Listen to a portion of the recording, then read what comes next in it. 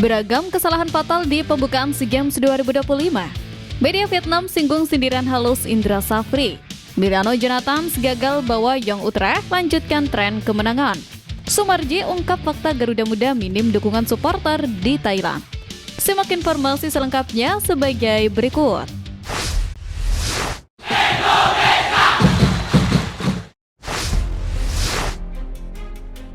Miliano Jonathan gagal bawa Young Utrecht lanjutkan tren kemenangan.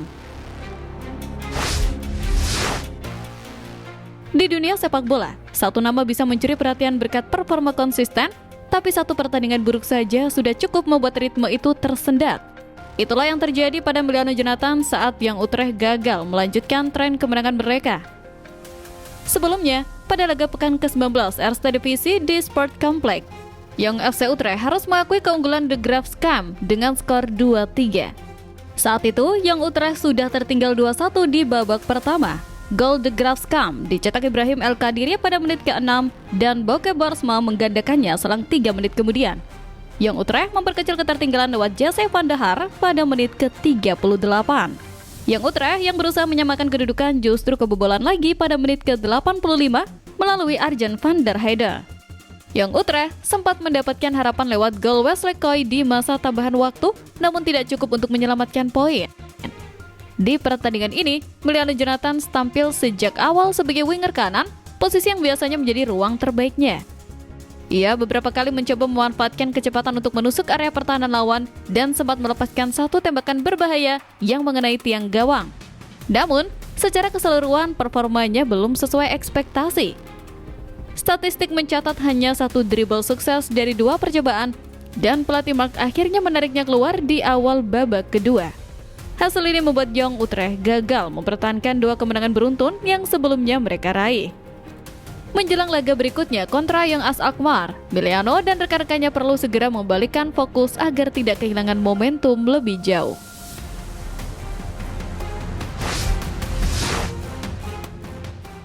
Sumarji ungkap fakta Garuda Muda minim dukungan supporter di Thailand. Kadang, dalam sebuah pertandingan, yang lebih terasa bukan skor akhir, tapi atmosfer stadion yang mendadak terasa asing. Sebelum masuk ke soal kekalahan atau peluang yang menipis, ada satu hal yang sebenarnya mencuri perhatian, suasana tribun yang justru tidak mencerminkan rumah bagi timnas U22 Indonesia. Biasanya, suara supporter adalah hal pertama yang menyebut pemain sejak keluar dari lorong. Tapi malam itu, suasananya berbeda, lebih sepi, lebih dingin, dan mungkin terlalu hening untuk ukuran laga sepenting SEA Games. Bahkan, dari layar sekalipun, rasanya energi stadion seperti lupa memihak Garuda Muda. Barulah setelah itu muncul fakta pahit di lapangan, Indonesia tumbang 0-1 dari Filipina dalam laga grup C SEA Games 2025 di Chiang Mai. Kekalahan tersebut membuat peluang ke semifinal nyaris habis, apalagi nasib Indonesia kini bergantung pada hasil Vietnam versus Malaysia. Bahkan, jika Indonesia menang melawan Myanmar, mereka maksimal hanya mengantongi 3 poin yang bisa berarti selamat tinggal jika Vietnam dan Malaysia bermain imbang.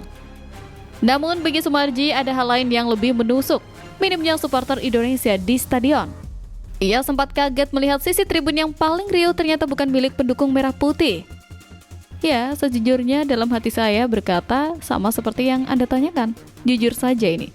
Karena begitu saya lihat, saya pikir supporter kita. Kok ramai sekali ini? Riuh-riangnya di sebelah kiri itu. Saya pikir kita, ternyata bukan. Ujar Sumarji kepada awak media di Thailand.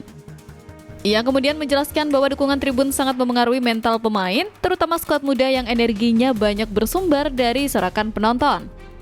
Menjelang laga penentuan melawan Myanmar, ia mengajak warga Indonesia di Chiang Mai untuk hadir langsung karena di situasi genting seperti ini, suara supporter bisa lebih mahal dari gol cepat manapun.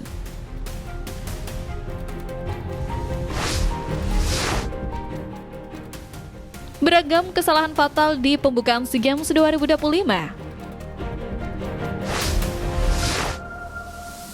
Tidak semua yang gemerlap selalu sempurna, dan pembukaan SEA Games 2025 membuktikannya. Sejumlah kesalahan kembali muncul, menambah daftar blunder dalam ajang bergengsi ini.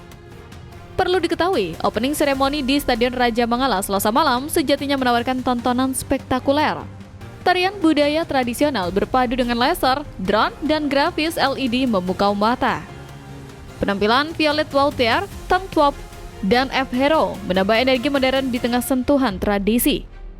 Pertunjukan seni bela diri Asia Tenggara, mulai wushu, Muay Thai, hingga pencak silat membuat acara lebih kaya warna.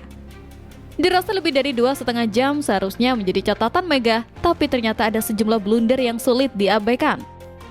Pertama, saat menampilkan ulasan SEA Games 1997 di Indonesia, panitia secara keliru memasang bendera Singapura.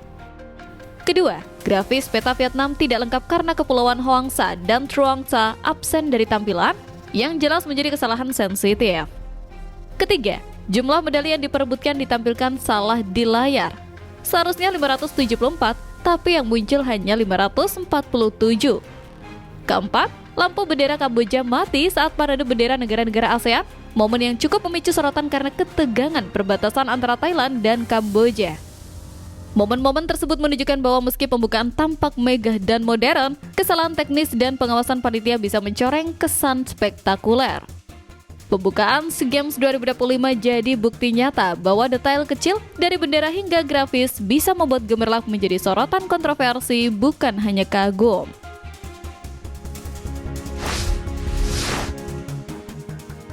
Media Vietnam singgung sindiran halus Indra Safri. Terkadang, pesan paling pedas tidak keluar dari mulut pemain, tapi dari kata-kata pelatih yang terselip di media.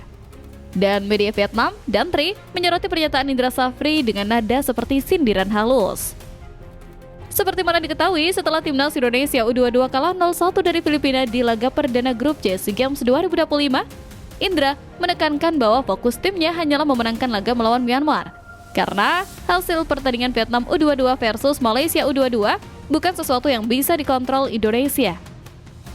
Media Vietnam menafsirkan ini sebagai semacam peringatan terselubung agar kedua tim tersebut bermain fair dan tidak main mata demi mempertahankan hasil imbang, karena imbang bisa menentukan siapa yang lolos sebagai runner-up terbaik. Dengan kekalahan itu, Garuda Muda benar-benar kehilangan hak untuk menentukan nasib sendiri. Satu-satunya cara lolos adalah melalui kemenangan atas Myanmar dan berharap Vietnam serta Malaysia tidak berbagi poin. Nasib Indonesia kini sepenuhnya bergantung pada drama di grup B, dan kata-kata Indra di mata media Vietnam terlihat seperti sindiran halus. Jangan main aman karena Indonesia tetap memperhatikan setiap gerakan. Indonesia U22 tidak lagi dapat bersaing untuk posisi teratas di grup B. Mereka hanya dapat menargetkan wildcard yang disediakan untuk tim peringkat kedua dengan catatan terbaik. Tim muda dari negara kepulauan ini telah kehilangan hak untuk menentukan nasibnya sendiri di SEA Games tahun ini. Tulis dan Tri. Singkatnya, Indra Safri seakan mengirim pesan tanpa harus menatap langsung. Kami kalah, tapi jangan kira kami tidak memperhatikan strategi kalian. Sebuah reminder tajam tapi terselubung yang membuat drama SEA Games kali ini makin panas.